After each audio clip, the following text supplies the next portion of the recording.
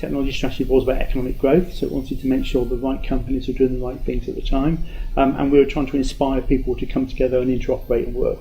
We had over 50 organisations working together, sharing data, sharing the way they do things, trying to create a soft standard in the area as well. So the Technology Strategy Board is really there to try and act as a catalyst to get, if you like, the ecosystem going. For me, the real value of the Internet of Things ecosystem demonstrator was in exploring how having products work together can release value for their end users beyond what they originally anticipated from them. And that's really the network effect coming into play. Does the network effect exist for smart connected objects? And I think we found that they did, that it does, and the technology we developed, HyperCat, is a way for realising that. Yeah, the requirement for all the projects to get together and talk through and discuss at the very start of the project how we were going to deliver interoperability was to me key. The things we really wanted to discover were exactly what the overall programme goals were, which were is there a network effect you can create from having connected assets that can see each other and talk to each other. But it was also interesting for us from the point of view of, can we as an end user, as a site using IoT technology, get extra value from that by asking our suppliers to be interoperable. So that first IoT interoperability meeting, we had 40 companies come together with very different ideas of what it meant to work together. Several companies brought with them products and services that they thought would solve the problem, but really involved going into their world and everybody doing things their way.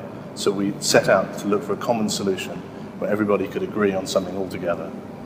So we have stimulated interoperability in three ways. First, by being an active participant in discussing interoperability and forcing an agenda for what we could do now. The second part is then actually turning it into a real implementation that all of the clusters could support. And then the third part is then actually implementing those agreements ourselves in our project. So we have worked with HyperCat first by helping to define it, so it became the standard for how we would publish data from our catalogue, and then we actually implemented it. So the interoperability stuff's been really interesting.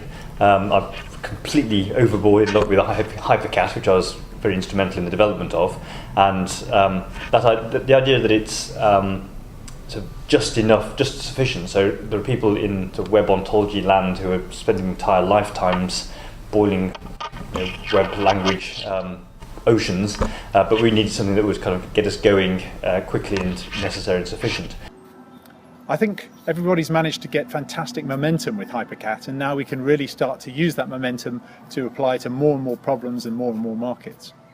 HyperCat's genius in some ways is its simplicity. It's proven extremely simple to work with, and very rapidly a very large number of companies have now made their data available using HyperCat. With HyperCat, I think we've really now got some critical mass with a large number of companies doing exciting things with it. I think we now need to evangelize HyperCat even more and get another order of magnitude of people involved. So HyperCat provides a great way for the data publisher and the data consumers to work together on the semantic data.